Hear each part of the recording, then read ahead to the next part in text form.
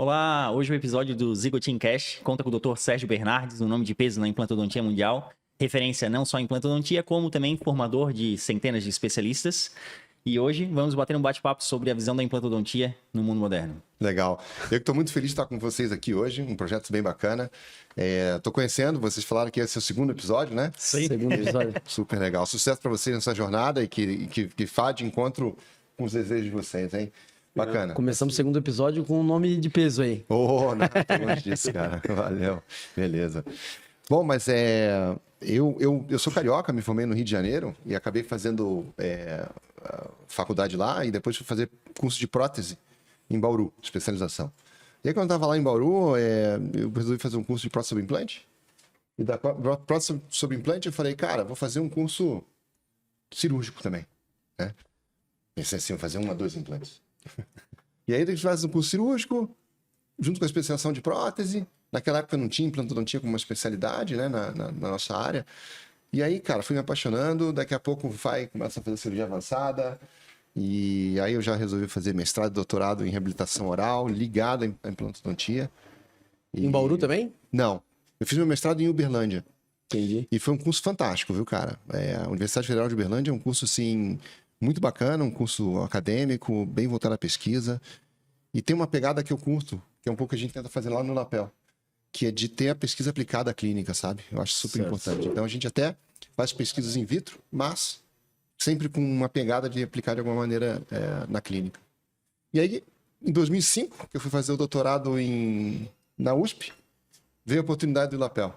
E aí eu ficava de 2005 a 2006, indo e voltando Ribeirão Preto, Curitiba. Me mudei para Curitiba, comecei a trabalhar com o Dr. Gininho e com o resto da equipe da Neodente. Mas nessa época, entre mestrado e doutorado, o doutor clinicava, dava aulas, era mais um meio acadêmico ou... O meu mestrado já era um mestrado que tinha que ficar direto, né? Entendi. E eu trabalhava no consultório da minha sogra. Eu conheci a minha esposa quando fazia especialização em Bauru, e ela era de Goiânia. E Uberlândia, Goiânia, são 3h30. Então eu pegava uns finais de semana e ia lá fazer alguns pacientes para minha sogra, que é dentista. E naquela época mantive assim. Mas, assim, não era obrigado a fazer, né? Porque a gente não tinha carga clínica. O que eu sinto falta. Eu acho que é muito legal um curso, né, que a gente possa ter uma carga clínica, que eu acho que é super importante na formação de uma pós-graduação. É um curso teórico e prático, né? Faz todo sentido, né? Pois é. Aí depois, em Ribeirão, eu já estava no LAPEL, né? E aí, puxa vida, não tem como. No LAPEL a gente respira a clínica. E aí foi bem intenso, eu diria. Pensando um pouco ainda sobre a questão dos recém-formados, o pessoal que está começando agora, e olhando um pouquinho pela história que o senhor já passou, qual é o conselho que daria? Entraria direto numa especialização, no mestrado? Como que enxerga essa caminhada hoje? Não. Infelizmente, eu acho que muita gente quer sair da faculdade ou não se sente à vontade de estar clinicando e já quer buscar uma pós-graduação logo de cara, mas eu acho que, pelo menos assim, eu trabalhei 4 anos antes de fazer minha especialização. Porque acho que se você sai da faculdade e vai direto para a especialização, você não sabe nem o que vai perguntar, porque você não teve uma vivência clínica. Então, eu acho legal o cara ter uma vivência clínica, ter dúvidas, ter inquietações, e aí vai fazer a especialização. E aí, na especialização, é uma carga prática muito forte, você tira dúvidas, e é bom você fazer a especialização trabalhando. Que aí você trabalha alguns dias da semana, os outros dias está clinicando. E para mim, o mestrado e doutorado, eu diria assim, você tem que ter uma inquietude, né? Porque a parte escrita é bem pesada, a parte da pesquisa é bem pesada. Então, se você não tem paixão, cara, como é que você vai escrever que é chato? É difícil, é pesado. Então, você tem que ter uma dúvida. E a dúvida vem de onde? Da clínica. Tudo, né? Da clínica. Interessante. Sérgio, hoje você é funcionário da Neodente? Isso. Trabalha com a Neodente. Como é que começou essa história? Como é que você entrou na Neodente? É uma história bem curiosa. Eu fiz o meu mestrado lá em Uberlândia, e o mestrado foi em odontologia, né, em reabilitação oral, mas eu fiz toda a minha parte experimental na faculdade de engenharia. Então eu ficava mais tempo na faculdade de engenharia do que na faculdade de odontologia, nesse período que eu estava morando em Uberlândia. E eu precisava que uma empresa fabricasse um implante para mim. E eu fui fazer uma comparação entre diferentes conexões pilar-implante. Cone Morse, hexágono externo e hexágono interno. E o implante, como a gente fazia uma análise de fotoelasticidade, tinha que ser um desenho diferenciado, que tinha que ser produzido na empresa. E aí um dia o Dr. Gininho foi fazer uma cirurgia de carga imediata, lá em Uberlândia. Foi Tava aí que ele. os caminhos se cruzaram? Exato. Isso aí, que ano que era? Tô Mais ou falando de menos. 2000 e... Tô falando de 2003. 2003. E aí eu tava com um projeto na mão e falei, cara, é hora de eu apresentar isso para ele. Né? O meu orientador, o professor Flávio Neves, me estimulou muito para isso. Falou, cara, acho que é uma oportunidade única, né? Eles podem parar uma máquina e fabricar essa empresa, aparentemente, naquela época, né, o Neodente não era nem tão grande. Ele dizia assim, aparentemente esses caras gostam de pesquisa, então vamos tentar. Pedi, o doutor Geninho aceitou. Aí depois, quando concluímos o mestrado, nós fizemos a apresentação no ILAPEL. Foi uma das primeiras palestras no auditório do ILAPEL. O ILAPEL foi montado em 2004. E aí, início de 2005, janeiro, fevereiro, eu acho, tinha as turmas de especialização lá e nós fomos, eu e meu orientador, o Flávio, de Uberlândia, apresentamos. Passou um ano, um ano que eu estava parado entre mestrado e doutorado, trabalhando com o Flávio em Uberlândia. E eu fui aplicar para uma prova na Federal do Paraná. E eu falei, cara, vou perguntar ao doutor Geninho. Estava um congresso de 40 anos de ossa integração. Eu vou perguntar para o doutor Geninho se ele pode me dar uma carta de recomendação. Perguntar não ofende, né? Exato, né? Conhecia ele tinha sido simpático comigo, apoiou a minha pesquisa, nos chamou para dar aula lá. E aí, quando eu mostrei para ele assim, o interesse, né? Falei, olha, doutor, num congresso lá, no stand da Neodente. Falei, olha, eu tenho interesse de aplicar a prova lá.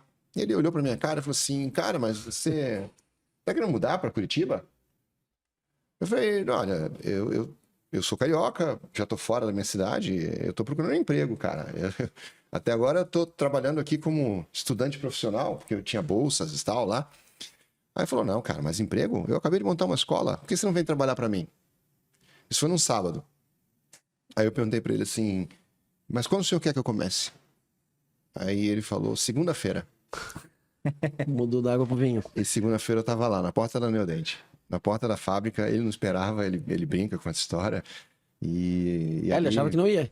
É. Ele achava que... Exato. Que loucura, né, cara? Foi uma decisão, assim, super rápida. Super rápida. E A gente assertiva. conversou. Eu não esperava, honestamente, eu não esperava ficar tanto tempo. Não esperava que eu ia ficar. O meu sonho era sair, talvez, do Brasil, tentar ser professor numa universidade fora do Brasil. Em 2007, eu fiz meu doutorado de sanduíche. E foi bem no ano que a Neodente começou a internacionalizar. 2007 foi o primeiro ano que a Neodente montou uma filial fora de Curitiba. Fora do Brasil, desculpa. E ela montou essa filial em Portugal. E eu morava em Londres, que fazia a minha pesquisa lá. E aí foi quando a gente começou essa jornada toda. Olá, pessoal. Estamos de volta agora com a presença ilustre do Dr. Geninho, que se juntou a nós. Muito obrigado, doutor, por ceder seu tempo e estar aqui presente com a gente, dividindo seu conhecimento. Não, muito obrigado pelo convite. É uma honra muito grande estar aqui com vocês. Doutor Sérgio Bernardes estava comentando com a gente um pouquinho sobre como vocês conheceram, onde o caminho de vocês dois se cruzou e sobre um pouco desse processo criativo da fábrica da Neodente, esse começo da história como um todo. Acho que é legal o doutor Geninho falar um pouquinho. Eles estavam perguntando sobre o processo criativo do desenvolvimento do implante, né? E é sempre coisas que nós seguimos aqui, a inspiração do doutor. E aí, o que você teria de dividir aí com o pessoal? Cara, desenvolver implantes dentários não é uma coisa tão simples assim, né? Você tem que conhecer um pouquinho, aliás, bastante da parte biológica e mecânica. Então, a biomecânica é fundamental para isso tudo. Hoje, a gente fala em implantodontia como sinônimo de carga imediata, né? Então, você tem que procurar uma macrogeometria que promove, em algumas situações, uma compactação, quando o osso é mais esponjoso, e em certas situações que remova o osso, que faça a rosca, né? Cortando o osso. Então, tudo isso é uma coisa que vem de muito tempo, né? Eu estou há 35 anos fazendo isso, né? Então, é difícil falar como você fazer. Eu acho que tem que cada um ir aprendendo aos poucos. O Sérgio está comigo há 20 anos, né? Já está dominando bem, mas não é fácil porque, à medida que as coisas vão evoluindo, também a empresa vai crescendo e a responsabilidade da gente aumenta. Então, você não pode lançar qualquer produto, né? Como vocês estão lá no ILAPEL, né, fazendo doutorado, vocês têm a possibilidade de ver, praticar e levar o que a gente faz lá para a boca do cliente para ver o comportamento e tal. Então, graças ao Ilapel, é que a gente hoje tem produto de última geração, né? Nós temos um implante hoje mais vendido do mundo. Para mim é o melhor, né? Não é só é o mais vendido, é o melhor, né? Isso é fruto de um trabalho, dedicação de muitos anos. E essa parceria com o doutorado, né? Como vocês estão lá, com o mestrado. E hoje nós recebemos aí mais de 100 grupos por ano de fora do mundo, né? Ali dentro da Ilapel. O cara, eu acho que assim, o QI não precisa ser alto, é a tua vontade de fazer as coisas, a perseverança, é que faz as coisas acontecerem. Nós estávamos falando com o Dr. Sérgio, né, e explicando, nós três somos uma equipe que fizemos cirurgias para alguns colegas, né? Então a gente é bem clínico. Agora os rapazes estão terminando aí o doutorado, né? E a gente pega bastante maxilas atróficas e vai muito para a área da implantodontia da parte zigomático. E o implante da Neodente é sensacional, né? Então é o que a gente trabalha já. Estamos com a equipe aí faz uns 3 anos, mais ou menos. A gente tem uma casuística aí de 500 implantes instalados, mais ou menos. Caramba, coisa boa. Bastante, bastante. E dentro dessa casuística, e aproveitando toda a conversa, né? Já em frente aos dois, a gente queria saber um pouco assim das tendências desses implantes. Que a gente vê que nos últimos tempos foi mudando um pouquinho a técnica. Os implantes foram se aprimorando mais para se enquadrar dentro da técnica e saber assim que se vai talvez ter mais alguma outra tendência ao implante zigomático, se tem uma visão, se tem uma linha de estudo específica dentro desse ícone ali da implantodontia da parte zigomática, né? O zigomático S é o atual. É o implante que conseguiu cativar o mundo todo. Todos os locais que a gente vai, fala, mostra, desenha, puxa, quando é que vai estar disponível para fazer minhas cirurgias? E é muito bom mesmo. É um implante robusto, resistente, tem uma conexão similar aos implantes convencionais, então você não precisa ter estoque muito grande de componentes, você pode usar o componente em qualquer um dos implantes da linha do GM.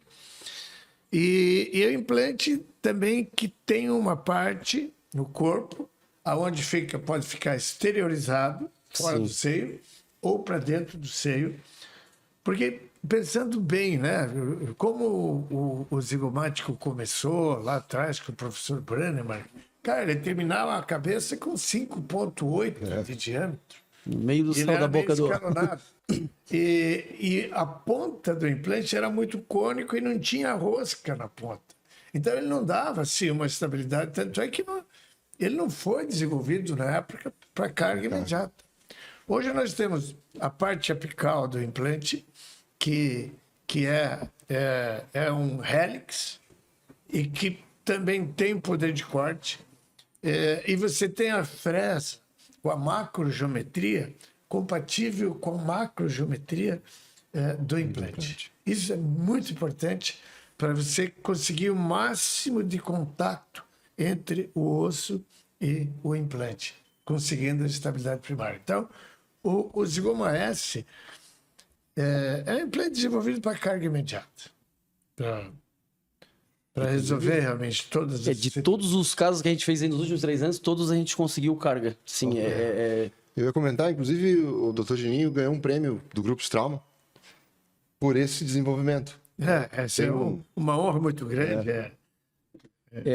De fato um grande feito, né? Da equipe de inovação. A gente nota que nos cursos e outros professores, de uma maneira geral, claro, né? Assim como todo o mercado de uma maneira geral, tem marcas em competição, mas a gente vê um grande destaque, né? Dentro do implante da Neodente, o Zigoma S, né? Agora você falava de tendência, né? Ontem ele falou uma coisa bacana lá em Ribeirão Preto, que o melhor casamento é o Zigoma com um short. Não é? Botar o short e o zigomático. Eu falei, eu nunca vi um casamento tão perfeito. O implante zigomático S e o short. Por quê? Porque, pô, quando você vai para o zigomático é porque você tem pouco osso aqui na frente, Sim. na pré-maxila. Se você tivesse bastante osso, você colocaria Um 4 fora, implantes fora e resolveria o problema. Então, se você tem pouco osso, você precisa de um implante curto. Mas quando o implante é muito curto, ele não pode ser muito cônico. Senão ele vira uma cunha. Né? Você vê, por exemplo, o Helix tem 6 milímetros de conicidade na porção apical. Depois vem a parte cilíndrica, com roscas progressivas e tal. Se você for fabricar um implante de 5 milímetros, ele fica uma cunha. Já Então, entra. a gente mudou o perfil dele, um implante semicilíndrico, praticamente cilíndrico, no corpo inteiro, só no ápice mesmo, para ele ter um aceite, para ele encaixar na perfuração. Então, com isso, você consegue uma boa estabilidade e um contato maior, uma área superficial maior do implante em contato com o osso, que isso também é extremamente importante. Então, você põe 3 ou 4 implantes curtos na frente e 2 zigomáticos, ou 2 pterigóides também. Também é outra Essa tendência. característica por ser tissue level também ajuda, né? Consegue ter um implante num tamanho maior, né? Pô, você falou um negócio muito legal agora. Porque você não poderia fazer um implante de 5 milímetros se a conexão não ficasse para fora do osso. Então, foi isso que nós fizemos um prolongamento da rosca para fora, que vai ficar com ela relacionado com o tecido mole, e temos uma ligeira concavidade ali para acomodar melhor o tecido mole. Eu já vi o caso do senhor, né? Uma combinação dos zigomáticos do implante já curto, viu? eu vi uma apresentação, achei bem bacana mesmo. E pensando em maxilas atróficas, e também já aproveitando do Sérgio também, a Neodente desenvolve algum produto para outros tipos de ancoragem, como os pterigóides ou os transnasais? O que o senhor acha dessas? O que vocês acham dessas ancoragens? Vamos falar?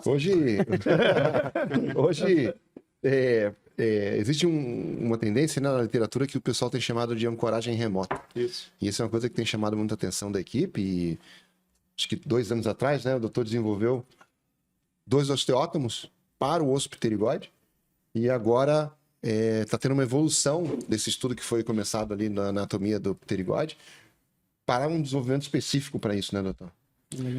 Sim, o pterigóide é um implante que ele 99% ele vai ter uma angulação.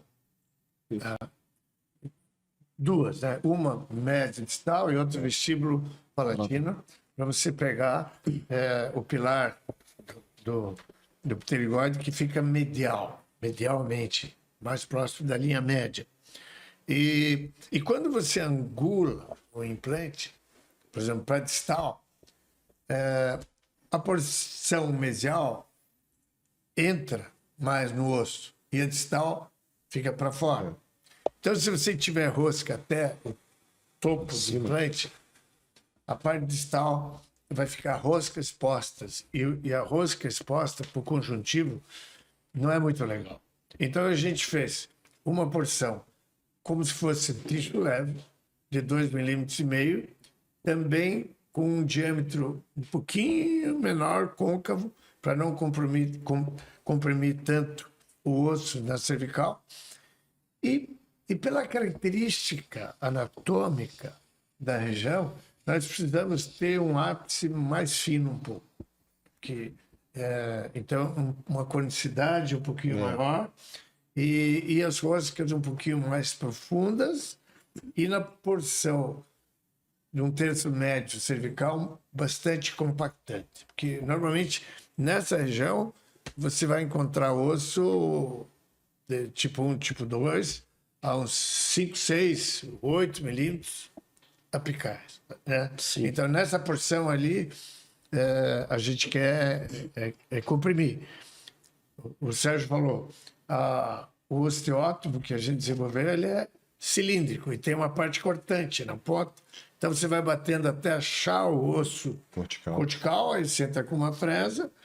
E a fresa, o ápice da fresa tem que ter menos de 2 milímetros, porque o ápice também, a ponta do implante é em torno de 2 milímetros. E o osso tem anatomia também... E o osso, e ali o osso apical é cortical. Então, sim. Eu diria que sim, que é uma mistura do Helix, né? Com o short na posição cervical. Podemos esperar novidade, então, vindo por aí. Temos novidade ainda, obviamente. Spoiler do novo implante da... Porque assim, a gente tem feito com o Helix. Sim. Funciona. Pterigode, muito bem. Com Mas é que osteótomo não ali. tá na IFO. O cara quer. Na verdade, é tipo aquela... vai se fazendo os procedimentos, vai testando os implantes que já estão no mercado, né? O que dá certo, o que não dá. E eu acho que como empresa e ideia, trazendo essa tendência, né? E buscando carga, que é o que todo mundo quer tudo para ontem, né? É um coelho da cartola, né? Então o Pterigode já salvou várias cargas ali, né? Do nosso grupo ali de estar fazendo, né? Então, imagina ter um implante da empresa vindo do estudo da Neodente, que a gente sabe que caindo no mercado vai vir uma coisa muito boa, né? Não tem dúvida, sabe? E eu vejo que as pessoas estão cada vez mais buscando essa técnica, né? Explorando. A gente tira pela gente. Eu, pelo menos, comecei a fazer tipo de implante buscando o osso pterigode não faz muito tempo, faz praticamente uns 4 anos buscando essa... E não é algo que é passado em especializações e tudo mais. Né? É um assunto bem restrito, né? Por isso que...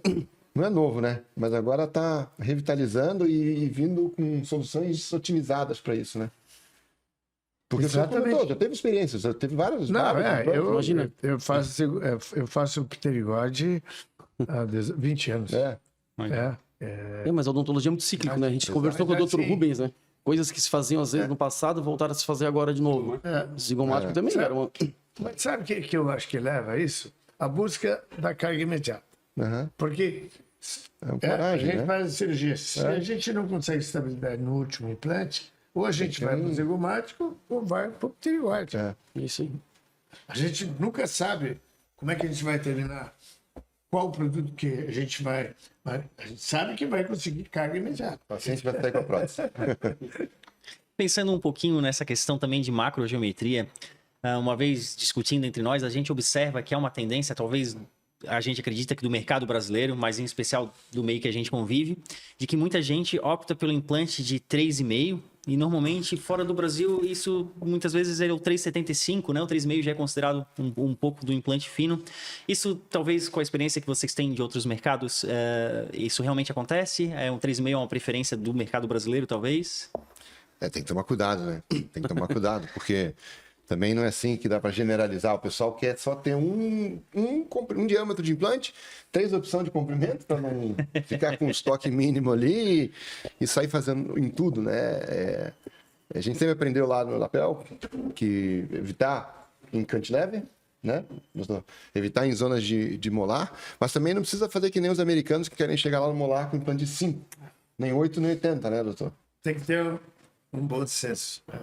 É óbvio, eu ouço alguns profissionais falar, para que você ter enxerto e tal, se o osso cresce, em vez de você ter um titânio maior, você tem mais osso. Ótimo, tudo bem. Só que as coisas mudam com o passar do tempo. Você pode hoje instalar um central numa pessoa de 30 anos, que tem uma expectativa de vida de 90 anos. Esses próximos 60 anos, o que pode acontecer? Entendeu? 60 anos Ele pode perder os outros, pode perder, e de repente você precisa de um implante, e você colocou um implante inadequado, às vezes tem que remover para recolocar outro. Então, é muito relativo isso. Eu acho que o 3,5 é quando realmente você não tem tanta disponibilidade óssea e você vai splintar ele com outros implantes, como um implante auxiliar. Mas não pode ser o implante mais comercializado. Hoje, acho que você deve ter visto a estatística, né? O maior número de implantes vendidos da Neodente são os menores de 13 milímetros. Isso. E 13, 11,5, 10. E o 3,5, nossa, é um coringa, né? Tomar um pouquinho de cuidado. Ia fazer uma pergunta, na verdade, fugindo até um pouco assim do conteúdo em si, mas título de curiosidade, né? Então, está falando aqui, o doutor Geninho estava falando, eu estava prestando atenção e vendo que ao longo da carreira, né, construiu uma história, pô, que é legal, né? Eu tenho formação de 15 anos, então na implantodontia eu acho que são 12, 13, e pra gente é uma honra, né, tá recebendo e tá conversando, é um ícone da implantodontia mundial, né? Todo dia que a gente está à frente de um, né, de um professor, né? No caso, os dois até, né?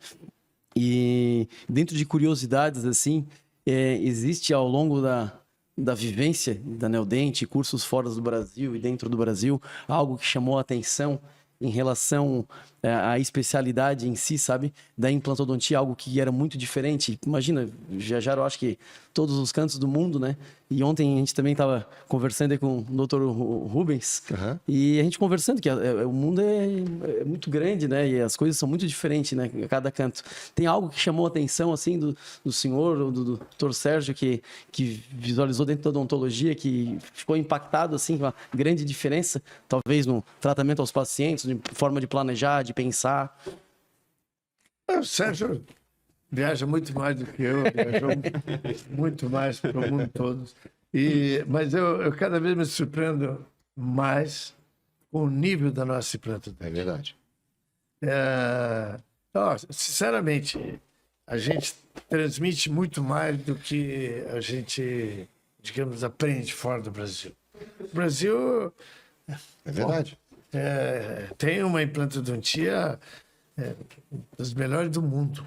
Quando a gente fala em carga imediata, você vai, com exceção dos Estados Unidos agora, que tem uma tendência, assim, algumas pessoas, tem alguns grupos que trabalham, mas ontem nós estivemos em Ribeirão Preto e eu fiz uma pergunta, quem é aqui, os colegas, que utilizam 100% de carga imediata?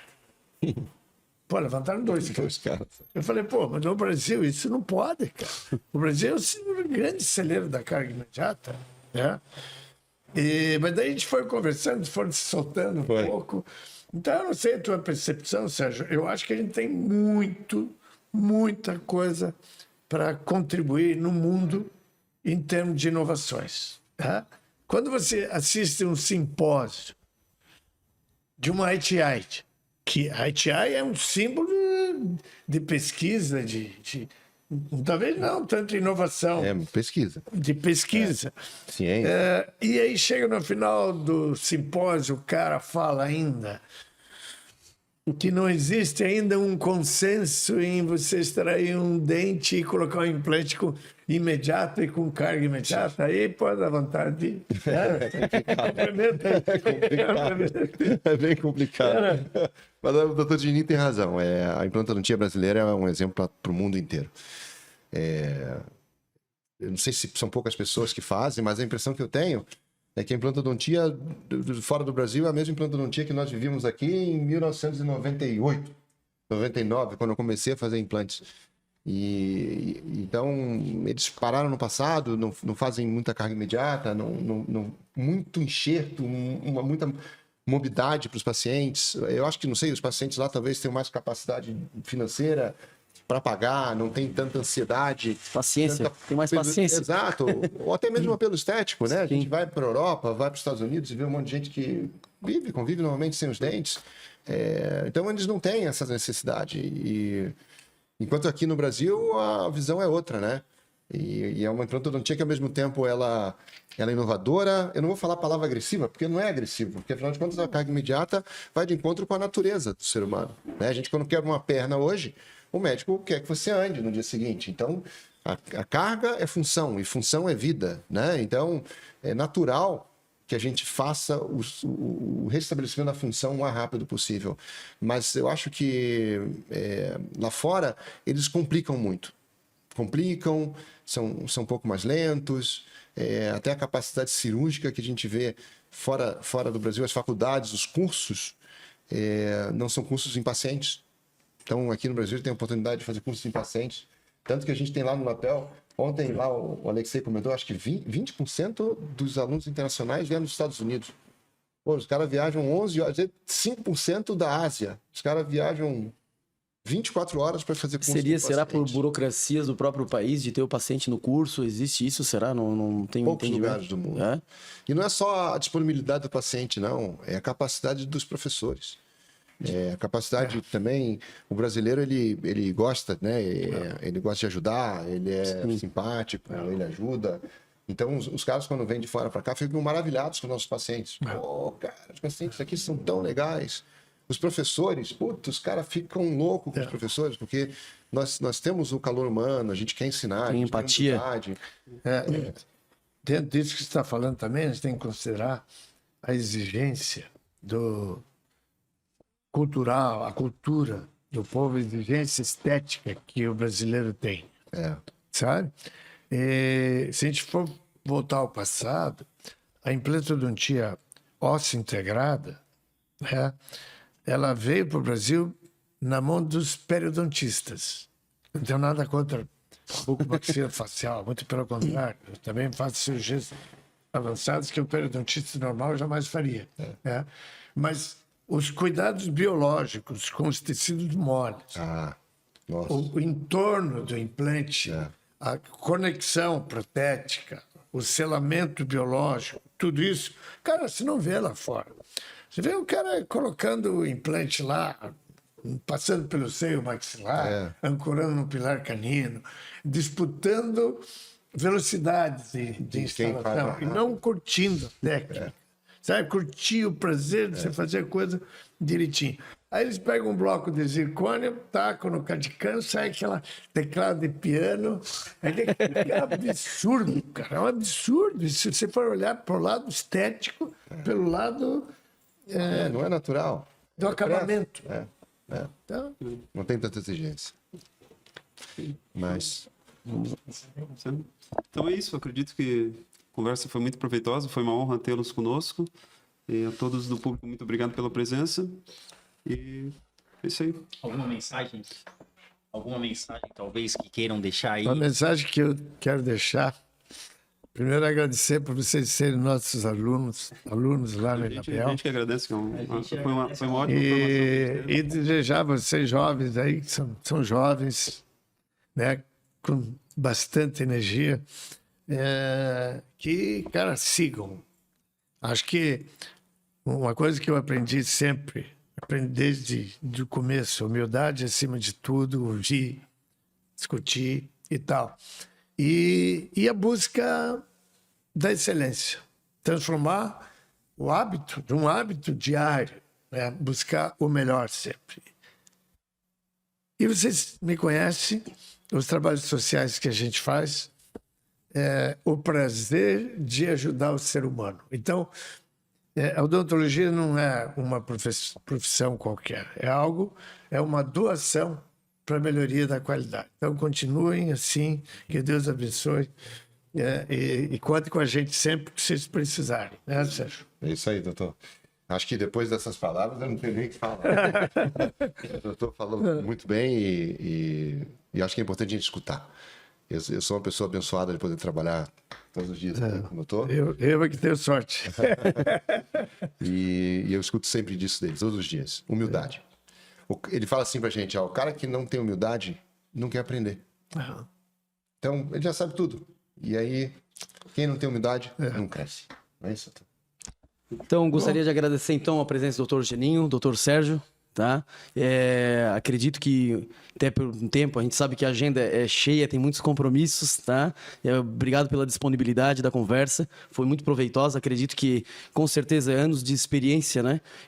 Aplicado dentro de uma odontologia de alto nível, com algumas mensagens aqui, vai gerar alguns cortes aí para Instagram e vai longe, com certeza, tá? Em nome da equipe, a gente agradece a disponibilidade. E agradecer às secretárias também que fizeram um contato, tá bom? Eu acho também que toda essa formação de humildade, né? Ela faz o homem, de uma maneira geral, crescer em todos os aspectos, né? A gente busca isso. Uma coisa que a gente sempre conversa, somos uma equipe e a gente sabe que sozinho ninguém vai em lugar nenhum. E quando junta, né? Três cabeças vão pensando melhor que uma, e tá cada vez mais difícil isso, né? Então, no mundo hoje que é todo mundo tudo para ontem, né? Resultado rápido, celular ali na mão, direto, todas essas informações vindo, né? E a gente sabe que, no final das contas, a união faz a força e com certeza a gente vai carregar a palavra humildade aí como o desfecho de toda a conversa. Tá certo? Muito obrigado. Valeu. Até. Oh, show. Foi um prazer muito grande.